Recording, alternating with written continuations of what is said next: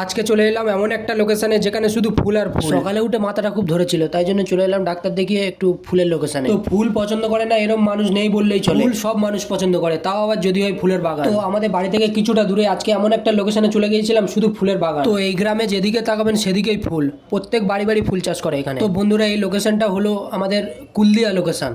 এখানে সব ফুল কম দামে আপনারা পেয়ে যাবেন। যারা যারা ফুল কিনতে চান এখানে অবশ্যই চলে আসবেন। তো আমি আজকে গিয়েছিলাম কিছু গোলাপ ফুল গাছ কিনতে। তো আমি একটা নার্সারিতে গেলাম, এই নার্সারিতে আমি যখনই ফুল গাছ কিনি এখানে আসি। তো গিয়ে দেখলাম সাদা, কালো, হলুদ, লাল সব রকমের গোলাপ ফুল আছে, কিন্তু আমি যেই গোলাপ ফুলটা কিনতে এসেছি সেই গোলাপ ফুলটাই নেই। তো আমি যে গোলাপ ফুলটা কিনতে এসেছি গোলাপ ফুলটা সুগন্ধযুক্ত গোলাপ ফুল। তো এই নার্সারিতে সেই গোলাপ ফুলটা ছিল না, ওই জন্য আমি অন্য নার্সারি চলে গেলাম। তো আমি ফুলের সুন্দর সুন্দর ভিউ দেখতে দেখতে পাশে একটা নার্সারিতে চলে এলাম। তো এই নার্সারিতে ঢুকতে দেখলাম কিছু সুন্দর ফুল। তো এখানে ঢুকতে দেখলাম 2000 রকমের গোলাপ ফুল। কিন্তু বন্ধুরা, আমি যে গোলাপ ফুলটা কিনতে এসেছিলাম সেটা এখানেও ছিল না। এখানে আরো অনেক ফুলের নার্সারি আছে, কিন্তু বন্ধুরা আমার হাতে টাইম ছিল না বলে আমি চলে গেলাম। টাটা বন্ধুরা, পরে ভিডিও নিয়ে আবার